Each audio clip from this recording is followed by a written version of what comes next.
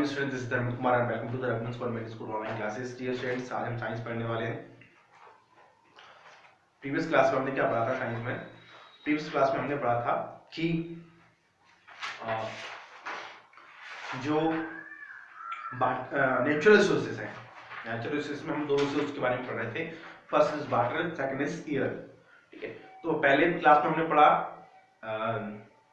Resources के बारे में, टाइप ऑफ रिसोर्सेज के बारे में हमने पढ़ा। ठीक है, रिसोर्सेज होते क्या है, डेफिनेशन क्या होती है। ठीक है, और हमने एक चीज और पढ़ी थी, क्या? रिन्यूएबल और नॉन रिन्यूएबल रिसोर्सेज के बारे में। ठीक है, फिर उसके बाद हमने वाटर के बारे में पढ़ा था, पानी क्या होता है, पानी के यूज क्या है, पानी की सोर्सेज क्या है, मतलब water, sources of water, underground water क्या है, सरफेस वाटर क्या होता है, और ड्रॉट्स क्या होते हैं। ठीक है, तो अब हम जो बात करने वाले हैं वो है एयर के बारे में। एयर के बारे में हमने लास्ट उसमें चैप्टर में भी बात, लास्ट क्लास में भी बात की थी कि एयर क्या होती है। तो एयर क्या होती है? एक मिक्सर ऑफ गैसेस होती है जो कि हमारी पृथ्वी के आसपास पाई जाती है। जो पृथ्वी के आसपास जो गोला पाया जाता है, जिसमें हवा पाई जाती है, एयर जो पाई जाती है, इसमें बहुत सारी गैसेस पाई जाती हैं, उसको हम बोलते हैं एटमॉस्फेयर। अब एयर में कौन कौन सी गैसेस मिक्स होती हैं? कार्बन डाइऑक्साइड है, नाइट्रोजन है, ऑक्सीजन है। ठीक है, जो वाष्प होती है उसको बोलते हैं हम क्या? वाष्प को हम क्या बोलते हैं? वाष्प को हम बोलते हैं मतलब वाटर इवेपोरेशन से जो वो निकलती है, हीट निकलती है, वाटर इवेपोरस उसको बोलते हैं, इवेपोर। तो वाटर वेपोरस उसमें होता है। ठीक है, बहुत सारी और भी छोटी छोटी और गैसें होती हैं। ठीक है, नियोन, हीलियम, बहुत सारी चीजें होती हैं। ठीक है, तो छोटी छोटी मात्रा में, कम मात्रा में होती हैं, लेकिन ये जो है ऑक्सीजन है, कार्बन डाइऑक्साइड है, ये नाइट्रोजन है, ये सबसे ज्यादा होती है।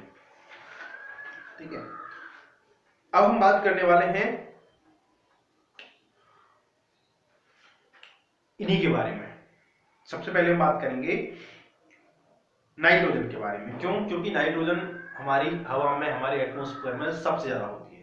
ठीक है, अब इनको बोलते क्या है? इनको बोलते हैं कंपोजिशन ऑफ एयर। मतलब एयर वो है, वो किस किस से मिलकर बनी है, इसको बोलते हैं कंपोजिशन ऑफ एयर। ठीक है, तो हमारी एयर में, हमारी हवा में जो सबसे ज्यादा गैस पाई जाती है, वो पाई जाती है नाइट्रोजन। कितना पाई जाती है? लगभग 78%। ठीक है, नियर अबाउट 78% हवा में पाई जाती है नाइट्रोजन।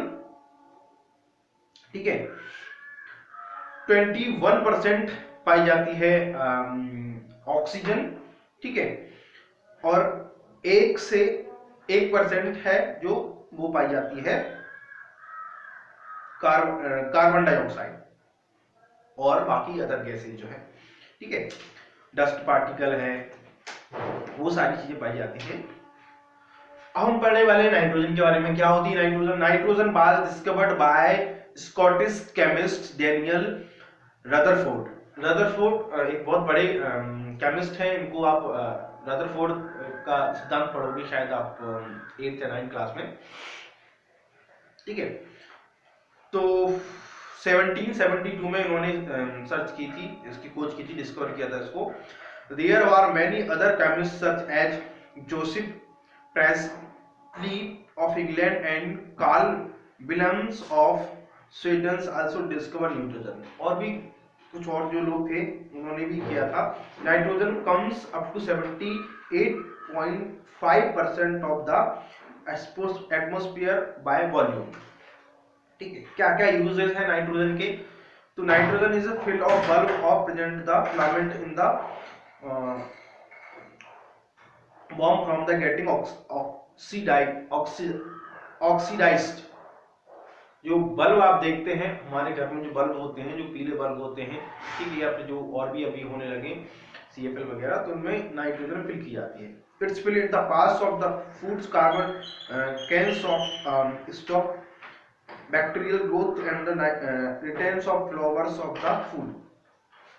कोई जो डब्बा पैक होते हैं, है ना, उसको पैकेट्स बोलते हैं, पैकिंग फूड्स होती है, उनमें भी नाइट्रोजन फिल की जाती है। उससे क्या होता है कि जो बैक्टीरियल ग्रोथ है वो नहीं होती है।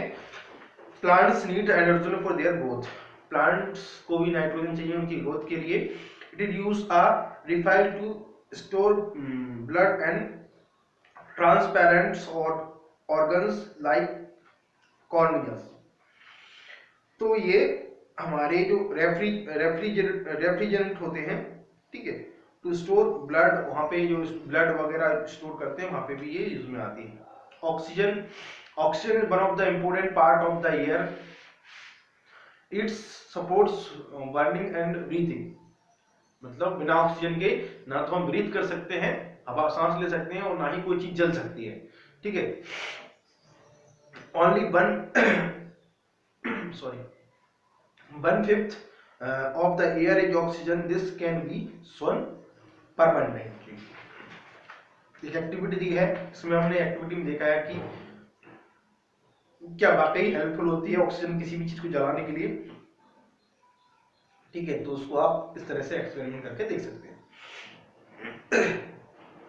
Carbon dioxide, carbon dioxide presents at the extent of 0.03 by volume of air is responsible for increase the temperature and global warming.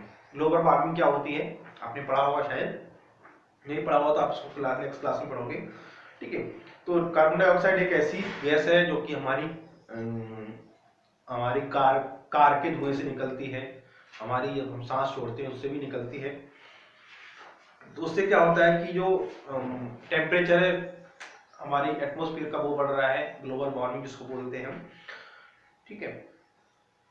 और उससे क्या हो रहा है कि उससे हमारे जो ग्लेशियर से वो पिघल रहे हैं, ठीक है, इससे हमारा जो वाटर लेवल है वो बढ़ रहा है। तो ऐसे बहुत सारे कारण हैं।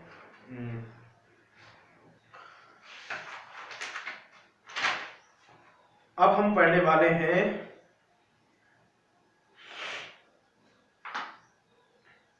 Balance between oxygen and carbon dioxide gas in nature. क्या होता है? Oxygen is the air of continuously being used to burn and breathing, and carbon dioxide being added to the air. Green plants help in maintaining the balance of fresh air and carbon dioxide in the air. Green plants take a carbon dioxide from the air and make food by combining carbon dioxide with water in the presence of sunlight with the help of chlorophyll in their leaves. जो पेड़ होते हैं वो carbon dioxide और oxygen के बीच में balance बनाने के काम करते हैं। तो इसलिए हमको क्या करना चाहिए, सबसे ज्यादा पेड़ लगानी चाहिए, पेड़ों को काटने से रोकना चाहिए, बिना वजह पेड़ों को नष्ट नहीं करना चाहिए। हम क्या करते हैं, बात बात पे पेड़ों को नष्ट कर देते हैं, ठीक है। तो पेड़ों की हमको बहुत ज्यादा केयर करना चाहिए, ठीक है। अगर आपके आसपास में कोई पेड़ है जो सूख रहा है तो उसको पानी हम दे सकते हैं, काम कर सकते हैं, ठीक है। तो आज के लिए इतना काफी है। Thank you so much.